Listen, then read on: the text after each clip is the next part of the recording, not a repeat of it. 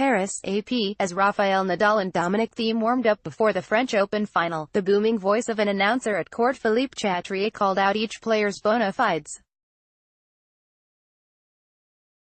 Nadal's introduction included a year-by-year accounting of every time he'd already won the title at Roland Garros. The crowd responded, initially offering polite applause, then adding their voices, rising into a full-throated roar. Go ahead in 2018 to the lengthy list. Nadal won his record-extending 11th championship at the French Open on Sunday, overcoming a late problem with a finger on his racket-swinging hand, and displaying his foe-rattling best for a 6-4, 6-3, 6-2 victory over No. 7 seed Thiem, the only person to beat the Spaniard on clay over the past 2 seasons. Up a break at 2-1 in the third set, Nadal stopped serving after a fault because he couldn't straighten his left middle finger. At the following changeover, Nadal was given a salt pill by a doctor and had his left forearm massaged by a trainer. Tough moment in the third set when I got a little bit cramped on the hand, Nadal said.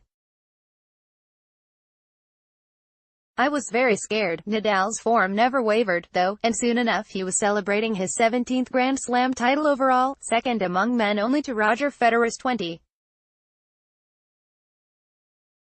The two stars have combined to win the past 6 majors. The victory also allowed the 32-year-old Nadal to hold on to the number 1 ranking, just ahead of Federer. Nadal called it not even a dream to gather 11 titles in Paris, saying it was impossible to think of something like this. Thiem, a 24-year-old from Austria, was appearing in a major final for the first time. Not much more of a daunting task than doing so against this particular opponent at the French Open, where Nadal is now 11-0 in finals and 86-2 overall. The only losses came against Robin Soderling in the 4th round in 2009 and Novak Djokovic in the quarterfinals in 2015. What you did and what you are doing, Thiem told Nadal during the trophy ceremony, is one of the most outstanding things that any athlete is doing in any sport. If there were any reason for a bit of intrigue entering Sunday's match, it was this. Thiem beat Nadal in 2 sets on red clay at Rome in May 2017 and again at Madrid last month. I'm sure you will win here in the next couple of years, Nadal told Thiem afterward. Nadal is so dominant and so impervious on clay, in general, and at this tournament, especially, it made sense for Thiem to go for broke as much as possible, accepting that there would be risks along with the rewards. If standard play would likely lead to a loss, why not try for the spectacular, instead? So that's what Thiem tried. He pounded huge serves, topping 135 miles per hour, 220 kilometers per hour, about 25 miles per hour, 40 kilometers per hour, more than Nadal's fastest, and that translated into 7 aces, but also 5 double faults. He attempted drop shots, some worked, some didn't. And he took the biggest of big cuts on his ground strokes, his feet leaving the ground as he threw his whole body into them, as if the very outcome of the match, not any individual point but the whole shebang, depended on the strength of that one whip of his white racket. That led to 34 winners, 8 more than Nadal, but also 42 unforced errors, 18 more than Nadal. It worked. For a bit. Thiem stayed with Nadal in the early going on a cloudy and steamy afternoon. The temperature was 77 degrees, 24 Celsius, the humidity approached 70%. Midway through the opening set, Nadal's aqua t-shirt was so soaked with sweat it stuck to him, so he changed into a fresh one at a changeover, drawing catcalls from spectators.